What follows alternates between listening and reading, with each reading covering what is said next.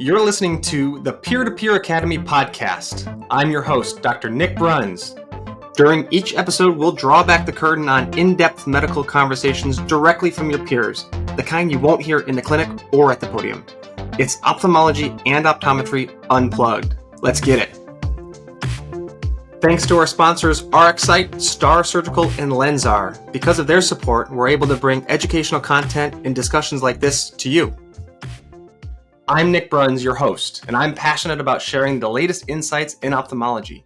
As an optometrist myself, I know how challenging this field can be, and that's why I'm sharing these conversations with you that you won't hear in the clinic or from the podium. In today's interview, I'm excited to introduce you to two incredibly talented doctors, Dr. Brett Mueller and Dr. Becky Mueller, who not only excel in ophthalmology, but also took the leap into entrepreneurship by starting their very own practice. We'll hear about their journey and dive into what they learned about marketing, where to invest their capital, and having the right people on your team when they launched their practice, Mueller Vision, in Fort Worth, Texas. It's a conversation I wish I could have heard as I was helping open my practice in Milwaukee in 2020. If you're thinking about starting your own practice or you're wondering what it takes, this episode will draw back the curtain and give you an inside look at the challenges and the rewards of entrepreneurship in ophthalmology. Before we dive in, make sure to subscribe to Peer-to-Peer Academy wherever you listen to podcasts. And if you enjoy the episode, leave us a review and share it with a friend or colleague who might find it useful. Now, without further delay, let's jump into the conversation with Dr. Mueller and Dr. Miller as they share their insights about building a successful medical practice from the ground up. Let's go get it. All right, Becky, Brett, thank you guys so much for joining me today. This is going to be awesome. So we're talking about starting a cold open practice from the ground up. You know, both of you have had awesome, successful careers. So first question, are you crazy and why? You know, starting a cold open practice, I know what that's like. It's hard work. So Brett, why don't you take it? I mean, what was your goal? What was your drive to do this? Very, very good question, Nick. And thank you so much too for the invite. I know both Becky and I are just very honored to just be here, and it's just great chatting with you as well. You know, when you look at the job landscape, Becky and I, we've been a part of like multiple different practices throughout our career, and we've always wanted to be a part of it. We've always wanted ownership. We wanted partnership was the big thing.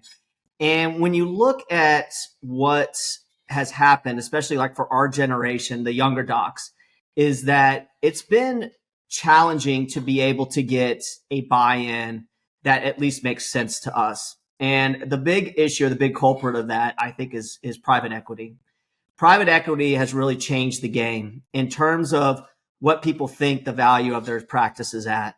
So if you have, and the way that they kind of look at it is they use this term called EBITDA, which is like earnings before like interest, taxes, depreciation, and amortization. But basically what EBITDA means is just cash flow.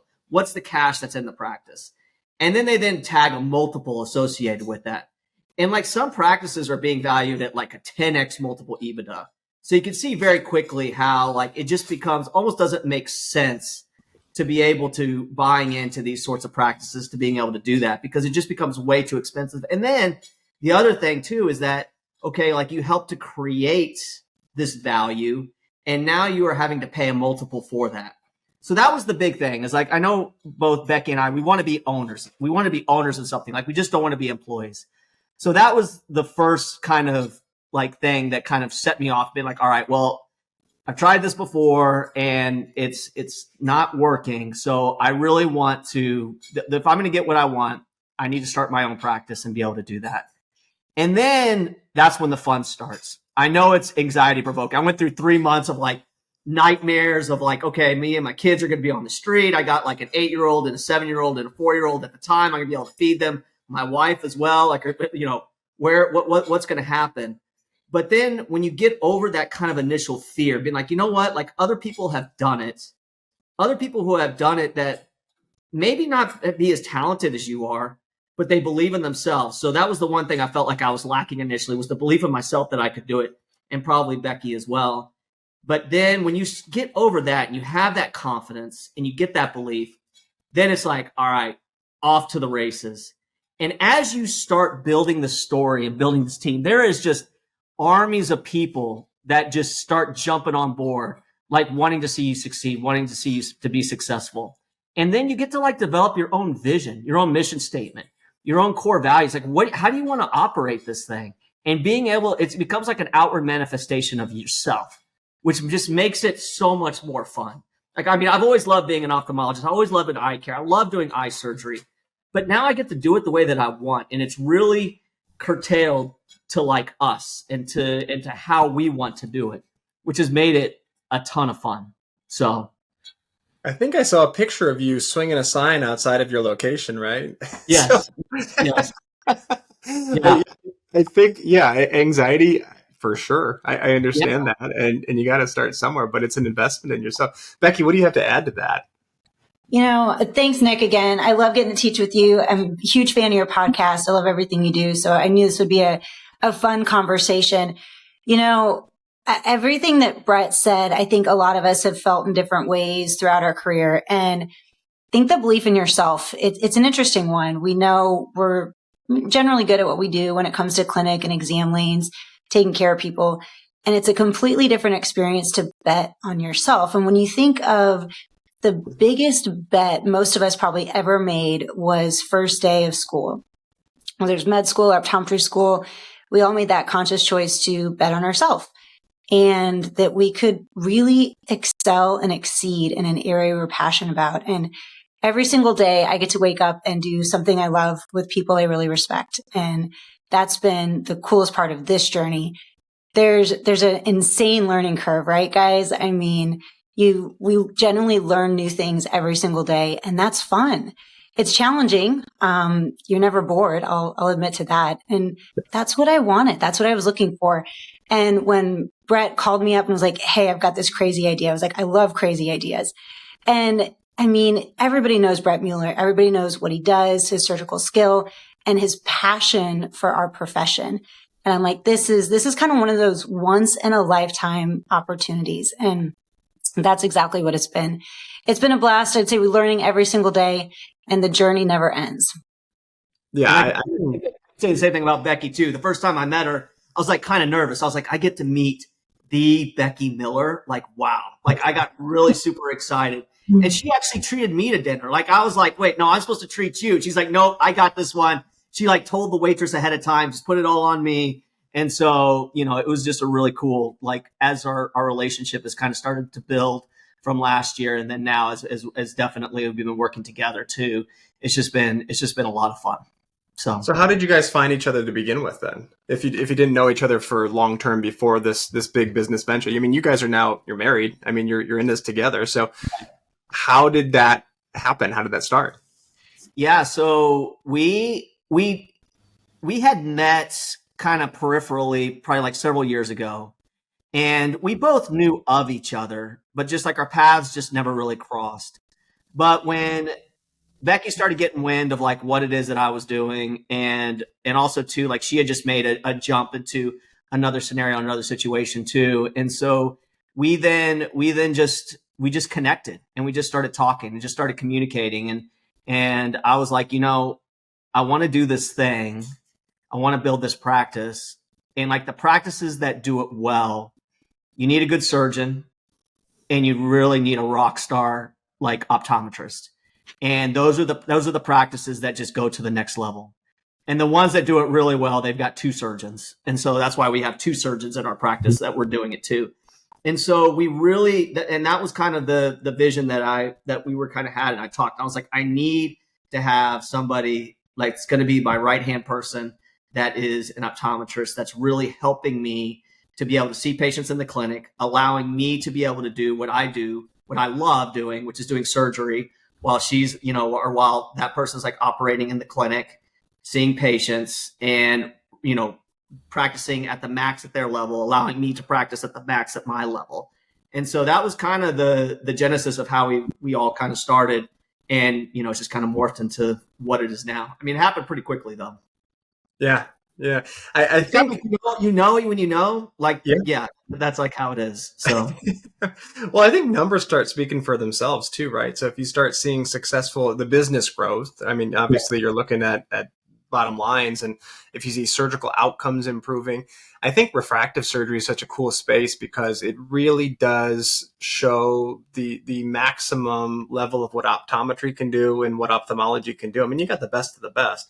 And you're totally right. The best clinics, if you look across the entire country, the best clinics do have rock star surgeons, rock star ophthalmologists, and optometrists, as well as the staff. I mean, everybody on board has to be on board, and they're involved whether they want to be or not, especially with a cold start. Yep. I mean, my journey is very similar to your guys. Very, very similar. I was at a practice in Michigan for 5 years, and it was a great practice. I loved working there. An opportunity came for me to join Dr. John Vukic, my clinic partner right now. And it was, we kind of got talking, and he told me the same thing. He's like, I want to build a practice, different from what he was doing. He was at a big clinic in about a town about an hour from Milwaukee here. And he said, I want to build a brand new clinic in my own vision, and I want to have a rock star optometrist come in and help build it. And I was maybe naive enough to say, yeah, sure, I'll make a move and jump on board. And my wife, who's super supportive, also an optometrist, was at a point in her career too where she's just frustrated enough where she was back in Michigan. Yeah, let's make a stupid decision and do it and see what happens. Well, when we moved from Michigan to Wisconsin, not a big move, but a move nonetheless, before kids or anything. So it was a convenient time for us personally. But we didn't know that a global pandemic was coming 2 months after. So yeah, we had moved and we started this clinic. We had like literally maybe dozens of patients at the time, not even. And all of a sudden the world shut down. And so I'm sitting there thinking like, holy crap, did we make the worst decision of our entire lives? What are we doing here? Right. It's too late at that point. I mean, What are we going to do? Stop, sell our house, go back to Michigan?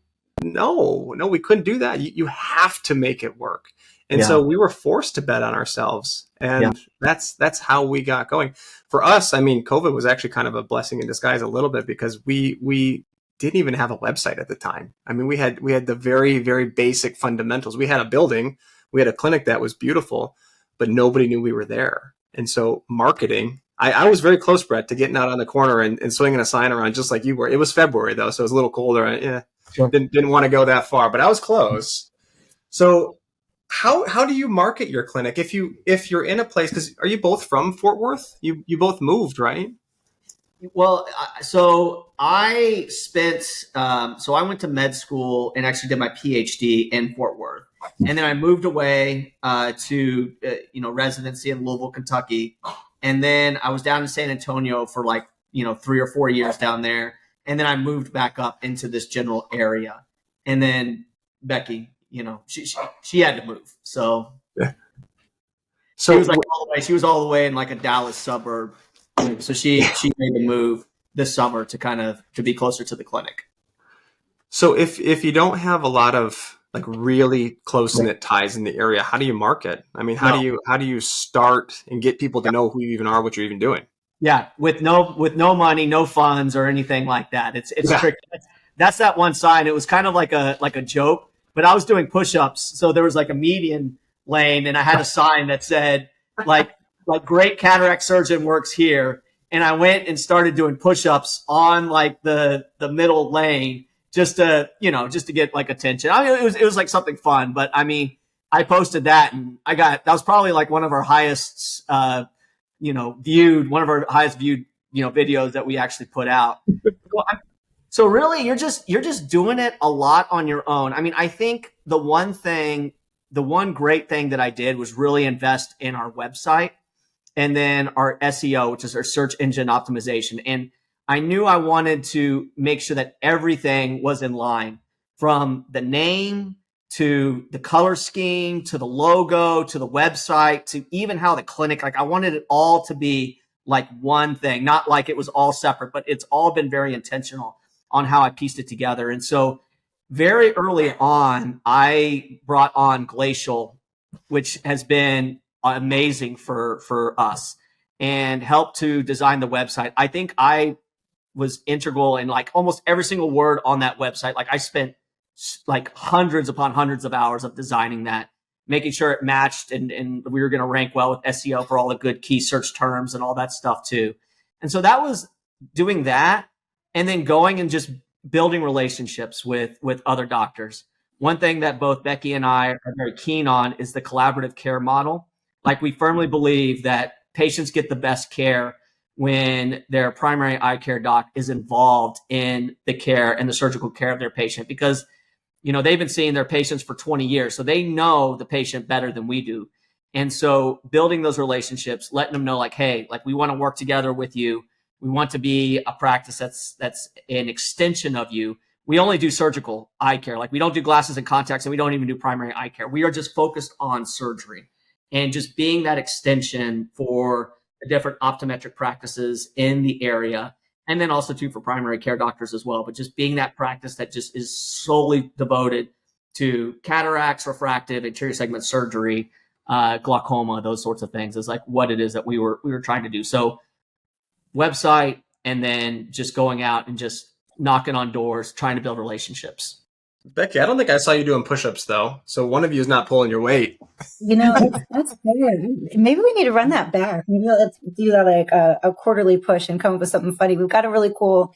So one of the things I think Brett did a really good job on, 100% website. And you mentioned that, Nick, if people can't find you, it doesn't matter how great you are. And the way people find us nowadays is online. And so investing in a website that's going to have good SEO marks is important. I also think visibility of the actual building. So one of the things Brett, I think, did a really, really good job of was visibility in a high traffic area. So we've got killer signage. So people who go on the main road right in front of us, they can't miss it. LASIK is in the name. So for people thinking about this, think about the branding of your name. Think about what's recognizable. Is it eye care? Is it LASIK? Is it cataract? Is it glasses? So be thoughtful, be intentional what you want your name to be, because that's also going to affect your SEO rankings. So I thought Brett did a great job including LASIK and cataract in our name. I also think one of the things, everybody looks at Google reviews, as basic as it is. When you type in a restaurant and you route to them on Google, and I use Google Maps, there's a little star rating underneath every spot I route to on Google Maps. And so, thinking of what can startup businesses do that's free marketing. Not everybody can afford a great location on a big highway. I get that, but everybody can afford a free Google review. So be thoughtful in how you connect with people, how you ask them for feedback. I've been amazed. People love sharing their experience with you, with your practice. And so I would encourage everybody on that search of asking for feedback. Be sincere, be genuine, and enjoy the feedback. And it doesn't always have to be a compliment about the doctor or the success of the surgery. Sometimes it's, I talked to Miriam on the phone and she scheduled my appointment and she was so thorough. She was so great. A lot of times I try to use Google reviews as a space to celebrate our team. Brett obviously does great surgery. It's always nice to celebrate that. But sometimes if I can mention Dean at the front desk and how her smile makes everybody light up when they walk in the office, or Heather's so great at organizing my surgery schedule. Everything was super smooth. Amy took so much time and really got to know my case history before I met with the doctors. So think of how you can maximize some of that free marketing, whether it's Google, Yelp, Facebook, whatever platform you like to use. I think that can be interesting. I think you're getting on something pretty, important there, and that's just the importance of your staff too. I know, the staff and the people that we have around me.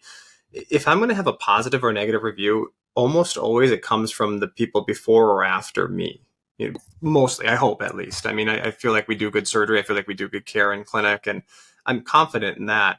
But most of the time it's a positive. Rebecca was so happy when I walked in the door and she had a great conversation with me, or William took me back and he was so attentive to every detail, every need that I had to relate to the doctor.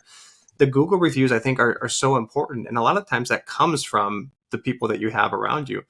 I know if I go to my doctor, if it's a negative or a positive experience, it's not the doctor. I know the doctor is doing good work. I know the doctor is doing what they should be doing because I know the training they went through. I know how hard they worked to get there.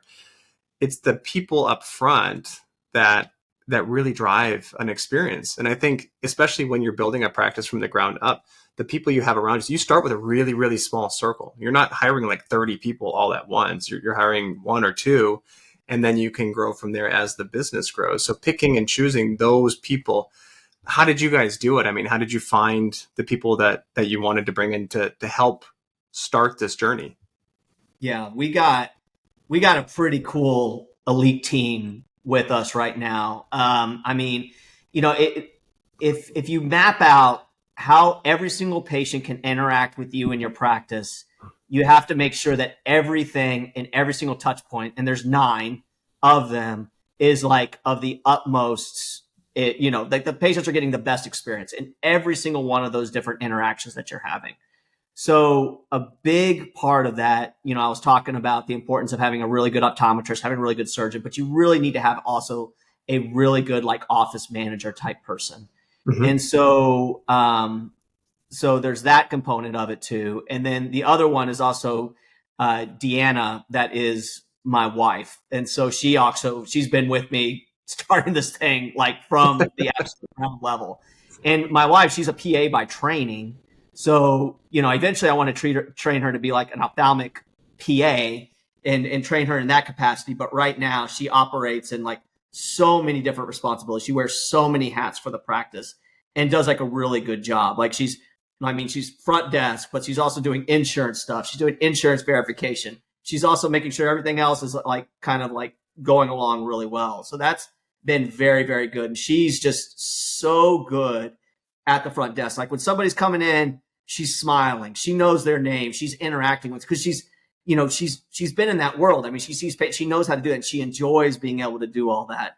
And so like when people are walking in, it's not like, not somebody just sitting at the computer, just typing and not paying attention to them. It's just a human interaction that you're having. And then that office manager person that we found, Heather, who has just been absolutely amazing for us. And she actually found me. It's very interesting. Like we worked together prior, like many years ago, and we'd always stayed in touch.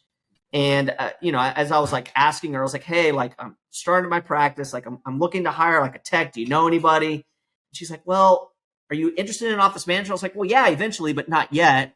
And then she then said, well, typical guy, like it took like several times until she had to be like very clear. It's like, all right, Dr. Mueller, I'm interested in wanting to join you. What do I need to do to join you? I'm like, oh, okay. I didn't know. Like, sorry. I'm very bad at reading in between the lines. So that's just me.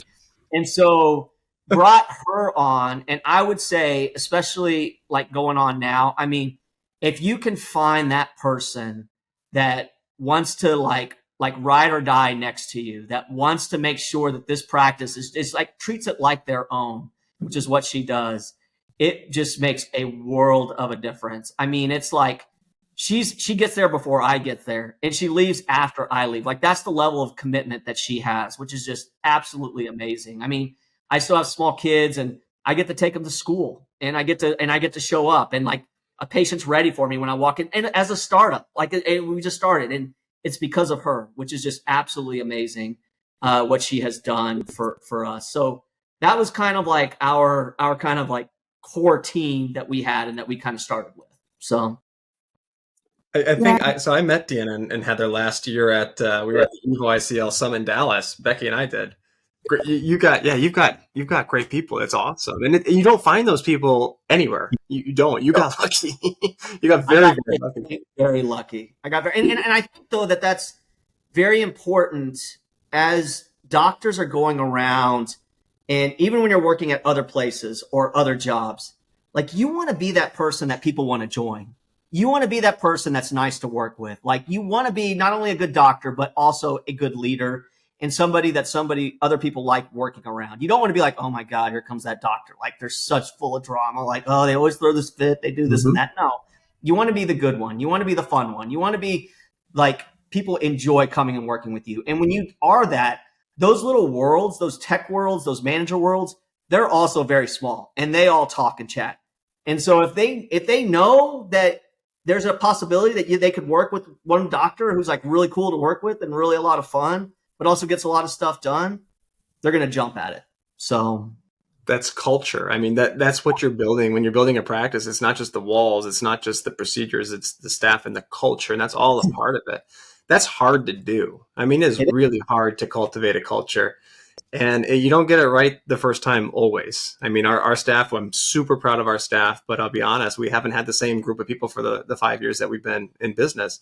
There's been people that have come and gone, some for better, some for worse. We definitely miss some people that have left, but there's always a shift in the culture. We always try to create that culture and keep it in the light of what we set out to do. And that is tough. I mean, it's really, really tough to do that. But no, your staff is fantastic. And there's probably value. I mean, you mentioned wearing multiple hats. I'd argue that there probably is value to wearing multiple hats. That's how you get to know your business. That's how you get to know everything. For us, especially during COVID, when we had, it was a bare bones staff. It was me, Dr. Vukic, and that was it for a while, just the two of us. And so we were doing, not many surgeries at all. I mean, we were seeing like one patient a day. But it was me checking them in. It was me doing the pre-testing, taking the billing, taking the insurance stuff I had never done. I don't know anything about that. Well, guess what? If I want to have a job, I got to figure this out because somebody's got to do it. And Dr. Vukic has his plate full, on the other side of the business, being the surgeon, doing things that he's got to be doing. And so we kind of had to split duties. And wearing multiple hats, there is value to that, I think. Yeah, I think Becky probably speak. I think Becky has good stories on this. So this is great. So we were sitting at the desk today and it's me and Brett and I'm like, oh my gosh, if I have to do another prior authorization, right? And I'm laughing about it. And he looked at me and he's laughing too. He's like, but Becky, it's good for us, right? I mean, it's good for us to understand this pain. And he's right. I mean, he's right. It's true. I think if you want to create a culture and an office, it's that whole servant leadership thing. Because if the team sees the leadership doing the hard work and loving it, it fosters that sense of enjoyment in what we do and the purpose in every task. Every single task in an office like ours is so intentional, so purposeful, and it must be executed with excellence. And so as I'm doing these prior authorizations, I'm like, okay, every detail matters. I got to get this medicine approved quickly for somebody. And I want team members who are going to join our team to understand even small details like PAs, like let's do them. Let's do them right. Let's have fun while we do it. And like Brett said, let's get the work done. Yeah. And there's nothing below or beneath anybody. Like if I see the trash cans full, I'm taking it out to the dumpster. Like if the toilet needs cleaning, I'm cleaning it. Like there's nothing that is beneath any of us. And but that's what makes the startup so fun is like we all wear all these hats. We're all working together as a team, as a unit. We're all pulling our own weight. We're all working hard. Everybody is striving to do the best that they possibly can. And it's unlike anything else that I've ever been a part of or that I've ever done. And it's a lot of fun. It really is. And I just enjoyed it. I mean, you get to learn and like bond with people like you never have in a workplace too. Like it's very, very enjoyable. So I think your excitement and your enthusiasm is so infectious. And that's what's cool about building something like that. I mean, attitude reflects leadership, and that's what creates a culture. So as we've grown, I mean, like I said, we've had new people come on. We don't have the same crew that we started with 5 years ago. We've had new staff come on. And the first thing I love to do with our new hires, they may not know anything about eye surgery. They may not know anything about ophthalmology or optometry at all. The first thing I have them do, though, is usually follow me with a post-op. Just a post-op, or something we do a lot of light adjustable lens and ICL. And those patients are usually the happiest, especially if they, sometimes they pay top dollar for this outcome. But if they can see and experience the enjoyment and the sense of fulfillment that I get from seeing somebody who's 2015 and maybe they had minus 10, pair of contact lenses yesterday and they come in, they're 20/20 or better, the smile on their face and just the literal life-changing moment where there's sometimes tears in their eyes, that is how I get my staff to buy in. They see that and they realize, oh, this is actually pretty fun, because more often than not, hopefully, our patients are really happy.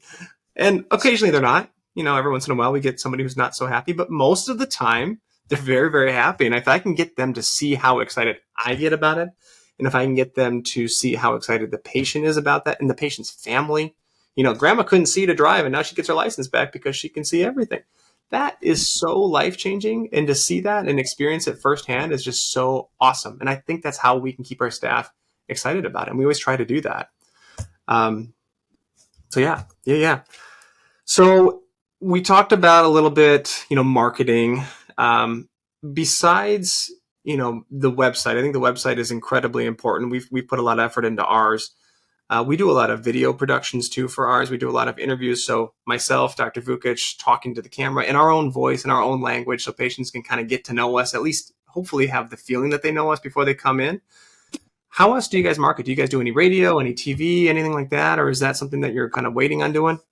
Yeah, we're on a fixed budget right now, but we are delving into that now as we become, as we make money, we spend more money. It's one of those types of things.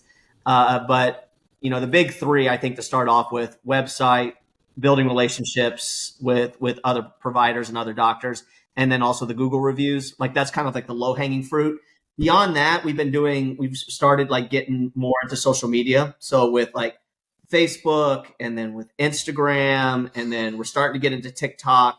We're starting to do videos. We're starting to do all of that stuff. And we got like a part-time person that's kind of helping us to kind of put all that stuff together. Writing blogs on our website, like those sorts of things has really helped to elevate us in that capacity, and having somebody to be able to do that, because you're not going to have time as the doctors to be able to do it. I mean, initially I was doing all of that, but it really helps having like somebody that you can find first working in a part-time capacity, and then hopefully, getting someone that's going to be full-time. But right now we're doing well with the part-time, but doing videos, we're starting to delve into that too a lot. Getting patient testimonials, like that is just huge. I mean, we got one that's about to go that just had Evo ICL, and Becky got the recording on this patient, and the video when it hits next week, it's going to be awesome. Like that just tells an amazing story of everything. So that's also really good too. So yeah, testimonials I think are huge. If you can capture that reaction, that magical reaction I was just talking about, you can capture that on video. That is big time. So Becky, as an optometrist, I mean, you guys work with a lot of optometrists. How do you do a lot of outreach? I mean, you build your network somehow. How have you built that? How have you gotten to know the community and gotten in front of doctors in the area? I think that process never ends, because there's constantly people moving into the city, moving out of the city, changing practice locations. So I think developing friendships is one of the joys of our career. It never stops. When I moved down here, actually one of the first things was I was really honored to be invited by the Tarrant County Optometric Society to give a talk. And so that was a really cool way to get to meet everybody. They're like, hey, will you come and talk about what you and Brett are doing, talk about cataracts, different diseases you guys treat? I was like, yeah, I'd love to. So I think for anybody interested in making new friends, whether it's a new city or a city you've been in, you want to meet people, try to tap into some of your either AOA or local state organizations. You're going to find a group of like-minded people who want to be invested in our profession and our careers, and you'll make new friends. So that was one of the key things that I've always enjoyed getting plugged into. I would also say if you just look around at who's next to you and go say hi, take them to lunch.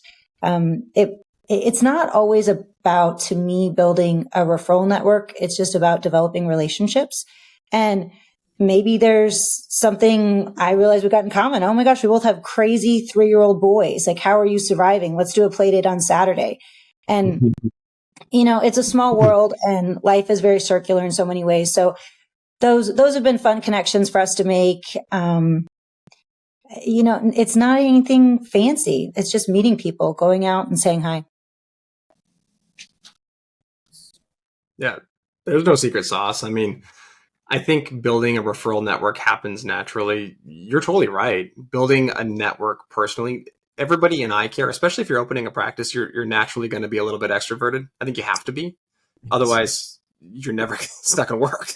Yeah, you should. Yeah, right. Yeah, you got to put yourself out there. You have to be comfortable putting yourself out there for sure. Yeah. And I don't think anybody who's a natural born introvert would have the drive to start a practice anyways. It wouldn't work. It wouldn't be a good fit. So yeah, for us, I mean, we built our network. We would just call people up. I Google practices and be like, hey, I'm Nick Bruns. Nice to meet you. Maybe send us some cataracts, but also tell me about yourself. and that's like how we started it. And for me, you have to get uncomfortable. You have to get comfortable being uncomfortable, which was a challenge. And I think if you're not pushing yourself to your limits, then you're not growing as a person or as a professional anyways. So I kind of live my life that way. Push yourself to the limit, see what makes you uncomfortable. And cold calling did make me uncomfortable. And sure, some people were like, no, thanks. And that's okay. You know, you don't have to be best friends with me. It hurts my feelings just a little bit, but it's okay. That's fine. But all of my friends here in Milwaukee, I didn't know anybody here when we moved here. I knew my wife and my dog, and that was about it. And my clinic partner, Dr. Vukic. But I mean, there was really nobody outside of those few that I knew. And so all of my friends now, they're all in eye care. I mean, they all are in eye care. They're all just like me. Eye care is so fun, optometry, ophthalmology, because it combines my two favorite things. I love numbers. I'm a super analytical guy. I love the black and white of math and, arithmetic, algebra, geometry, optics, physics. But the ability to individually connect with somebody several times a day, and then also connect with your network of providers in the area. And that's, like you said, Becky, joining the local society, I think, is a huge step. And that's what I did too. The Milwaukee Optometric Society and the Wisconsin Optometrics Association, getting involved and doing lectures and going to lectures. I mean, just sitting as a guest at a dinner and just talking and hearing, because the way we do things, we're still building the practice. We're still fresh.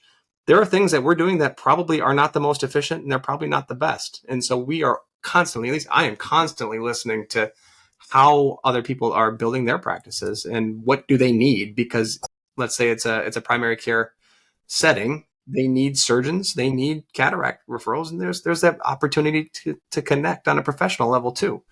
So being extroverted, putting yourself out there, I think is absolutely essential. Yeah, and then also just the last one is just doing a good job to your patients, making sure that they not only get a great surgical outcome, but also they've had a really good experience. And that word of mouth, that just starts to grow and grow and grow. It's like compounding interest. They tell 5 people, and those 5 people you treat well, then go 25 people. And those 25 people then go 100 and tell 125. It just keeps growing and growing and growing. So that's just also another way in order to be able to do all that. So, Nick, you bring up a good point. When you think about, When you think about the analytics of starting a business, like what are some of your goal metrics? So if you want to make some new friends, how many doctors do you want to text a day? Set a number. Is that 3? Is it 5? Is it 10? How many doctors do you want to text every single day? Do that 5 days a week. How many new friends do you want to make every week? Is it 10? Is it 15? Is it 20? And be faithful with that. How many Google reviews do you want to get each week? How many CAT evals are you seeing? The measure what matters, right? If you think of Simon Sinek and you think of what is going to drive the needle forward in my new practice right now, it's referrals, it's relationships, and it's taking great care of people. So that's one thing that I've always had metrics on. What am I doing to perform for my group? And how does that translate into real numbers that we can reflect back on to say, okay, this is not enough movement. Reaching out to 10 people a week is not moving the needle. Let's go up, let's double it and see what happens. There's a cool book, 10X, and, we all know it takes 10 times more effort to make one thing happen than you think it should. And so for somebody starting out, set some goals, track them, measure them, and then see if you're doing too much, or if you're doing too little, or if you're just right. And then every year, I think the 3 of us and probably everybody listening to this call, we like to push ourselves. And there's never going to be a year where my goal setting is going to be stagnant. Or I'm like, you know what? We did a great job last year. Let's just do the same thing again this year, right? No, it's always going to go up. It's always going to get bigger. Yeah. Having expectations for yourself. I mean, you're totally right. You're not going to just sit there and rest on your laurels and be comfortable. As an entrepreneurial spirit like you and Brett both are, growth is important. You can't get better if you're not growing. And tracking, I mean, metrics are important too. So knowing where your patients are coming from, that's how you can determine, is your website doing its job? Is all the marketing dollars that you've spent into SEO and everything that goes into that, is that working? Are your word of mouth referrals still growing? Because you're right, it totally does snowball. You know, we get, it's always funny actually how word of mouth happens. It's usually the husband is always the guinea pig, and then the wife will come like after, like, yeah, you guys are okay. You didn't screw them up too bad. So like, now it's my turn. And then from there, it kind of stems out. Yeah. And so, but that has to start somewhere. You got to start that snowball. You can't build a snowman without a small snowball. Yeah. So you start somewhere, but knowing exactly where that comes from, that's how you determine your return on investment, where to focus your efforts, and where maybe do you not need it. I mean, we did a radio ad one time, and radio's not cheap. And we kind of thought maybe it wasn't, we weren't really sure what was going to happen. We just had a good opportunity fall into our lap.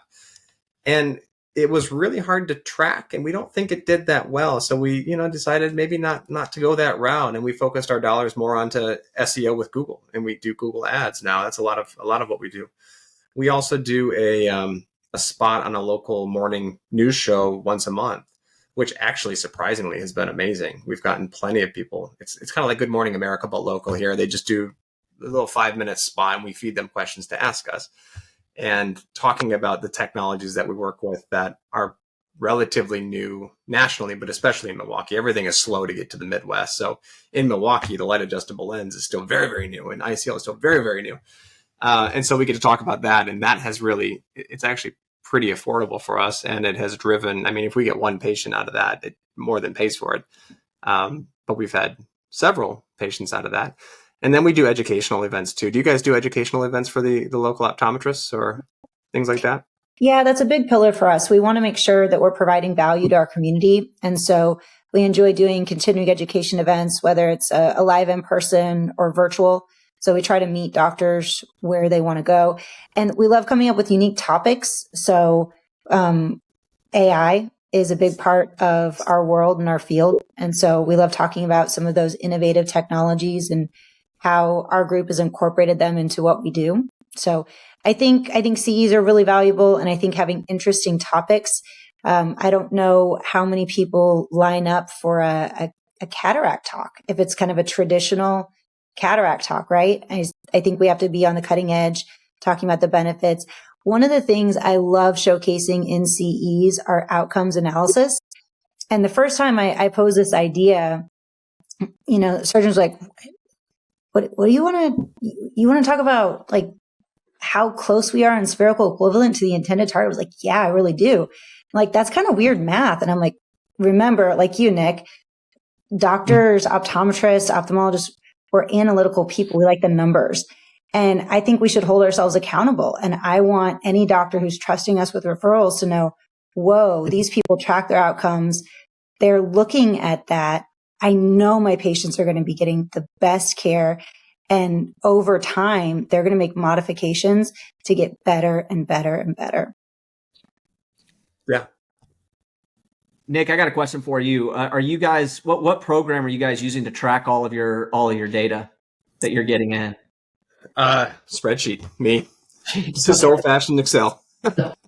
I do track a lot of that too. Yeah, I track, especially our premium lenses. I look at that.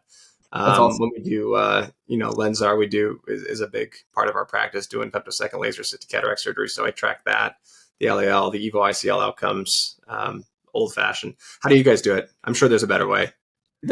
Yeah, we're doing spreadsheet too.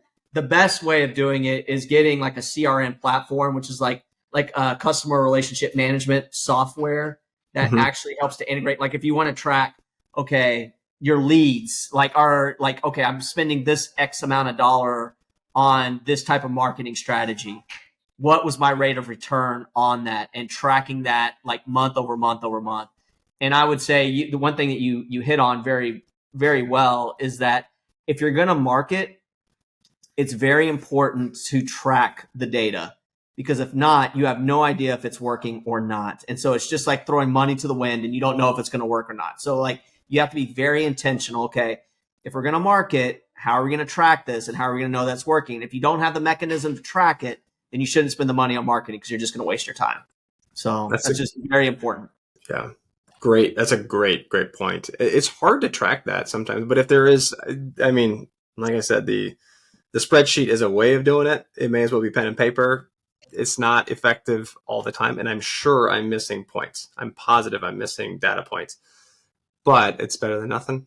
But that is something that we've looked into utilizing programs like that. We just hasn't happened yet. Yeah. Yeah. So speaking of new technology, I mean, as a new clinic with limited budget, how do you determine where you're going to put your dollars into growing the clinic from a medical standpoint? So what technologies are you going to bring in? How are you going to determine where to invest? Right. So very good question. And we spent lots of time trying to figure that out. The low hanging fruit in a refractive practice and a cataract refractive practice is cataract surgery. So making sure that you can at least provide that as like the cornerstone. And so we need to have an autorefractor that we can be able to utilize. We need like a biometer. We need some sort of tomographer, and you need an OCT. So those are like the four things that you essentially need to be able to open up. Now, I got a Pentacam AXL, so that was both my biometer and then also my tomographer in one device. And then I have a really good autorefractor that we had as well. And then I got like a used Zeiss OCT 500. I didn't need a fancy OCT. I just need to know, is there swelling? Is there not? Do they have an ERM or not? But I don't need to like see all those like little beautiful pictures that a lot are high resolution. I just need to just know if there's something there or not. If there's something there, I can send to my retina colleagues. And then the one thing I did pull the trigger on, though, that I did spend a little bit money on was the lane equipment and getting the automated 4-opters. I didn't want the manual ones. I wanted the automated ones. And because it all syncs up from the AR that you get in the diagnostic suite, and then you can then load it up into the exam lane. And I got the Marco equipment, which I'm so happy that we did. And it just makes it so much easier and so much faster to refract the patient, to get the right measurements, to be able to do all that. Because we only have 5 exam lanes. Of course, we started with only 2 exam lanes fitted out, and now we're up to 3. And so that was just something that I was very keen on. The other thing that we made the decision on very quickly, like less than 2 months, was getting the LDD device. And I'm giving a talk on this at our academy meeting on like why I decided to get it so early on. And very interestingly, I had like 5 patients in my first 2 months that came in and said, we want that adjustable lens. Can you do this? Do you have it? I was like, I don't have the technology, but we got all this other technology. I'm like, I'm sorry, Dr. Mueller. We love you as a guy. We love to have you as a surgeon. But if you don't have that LDD, then we're going to have to go somewhere else. And so that's when I just pulled the trigger. I was like, 5 patients, that already is like paying for the machine. So I was like, okay, we need to incorporate that into our technology, into our device. And then after that, I then invested in a YAG SLT because I was having to do them at the surgery center at first. But then, it's just, if you're doing cataract, especially premium cataract surgery, you're going to want to have that sort of technology to be able to offer patients. And then for ICL sizing, I like UBM. I like being able to utilize that. Taj Nasser, who is the other surgeon in our practice too, has done a lot of stuff with like AI, looking at that to be able to determine ICL sizing and everything. So so we got a really good UBM as well. We got the Absolute, which we're just absolutely fascinated with, and it just does a really good job for us. So those are all the different technologies that we have currently. Cool. I think part of that is just knowing your niche, right? So if you're focusing on refractive, there's no need to really get a really high quality retinal imaging device, because all you're looking for is certain things. You're looking for CME, you're looking for, macular pathology that is going to affect your final outcome. But do you really need to know if the ganglion cell is progressing over time? Yeah. Do you really need to invest in like a Humphrey visual field if you're not managing glaucoma? Probably not. No. Probably not. Maybe it's a nice thing to have if you got somebody walking in and they're missing half their field of vision, but it's probably not a need to have, especially at the beginning.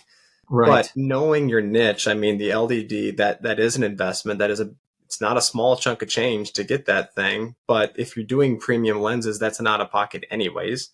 It does pay for itself. And if you do it well, it more than pays for itself, because that's the start of that snowball that we talked about. That's how you get those word of mouths, by doing phenomenal custom work.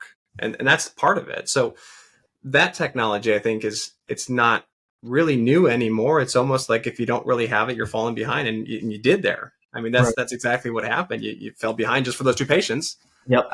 But now that you have it, it's the technology that is the cutting edge. It is the creme de la creme, and you got to have it to be able to do it. Same with ICL. Being able to size your ICLs is incredibly important. I mean, everybody's got their own preference. There's different ways of sizing the ICL, but you have to have what you're comfortable with. And if you don't have what you're comfortable with, then you're putting your patients and your outcomes at risk.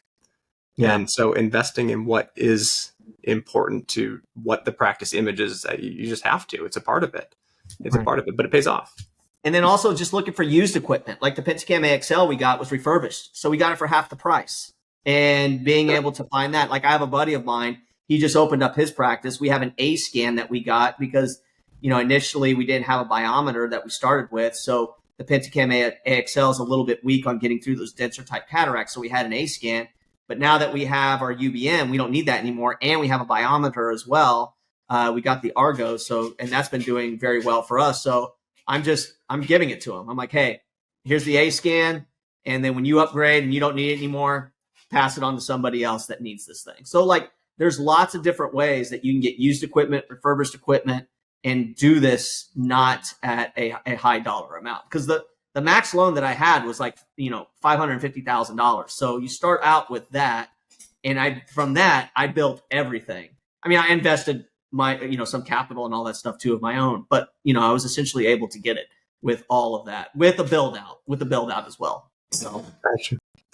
Well, awesome. Guys, we're kind of running a little bit short on time here. I want to leave with one last question and just very, very simple. So, Brett, let's start with you. Any last piece of advice for somebody who is considering taking the plunge into starting a private practice? Just piece of advice.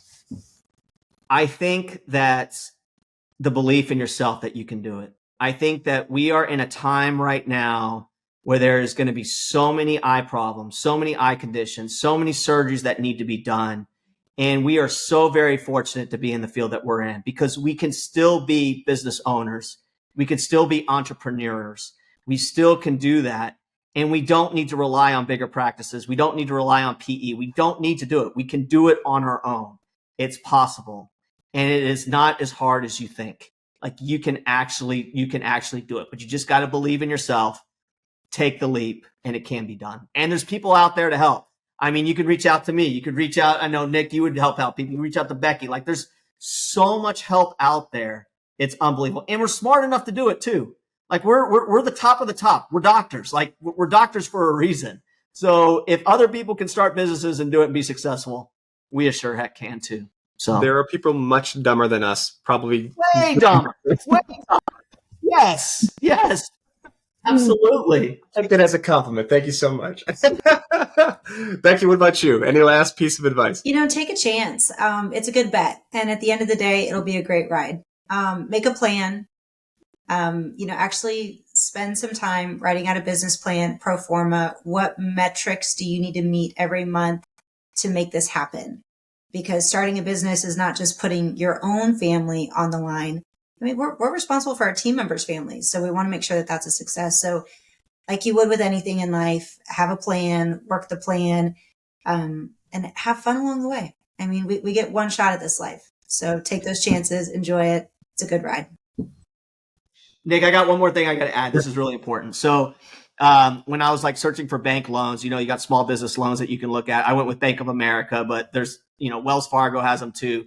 And I was talking to the banker and I asked, hey, like, what's the risk of default on these like loan, like startups when you do it? And they're like, Dr. Mueller, for like optometry and ophthalmology practices, the risk of default is less than 0.001%.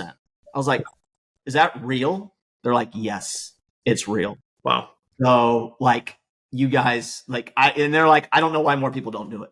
So it's good to know that and to understand it. We were like so risk averse and it doesn't, in our field, like it makes no sense. Like if we're going to do anything in this life, bet on ourselves, just like what Becky was saying.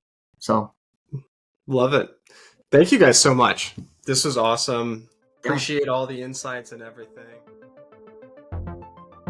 Thanks to our sponsors, RxSight, Star Surgical, and Lensar. Because of their support, we're able to bring educational content and discussions like this to you.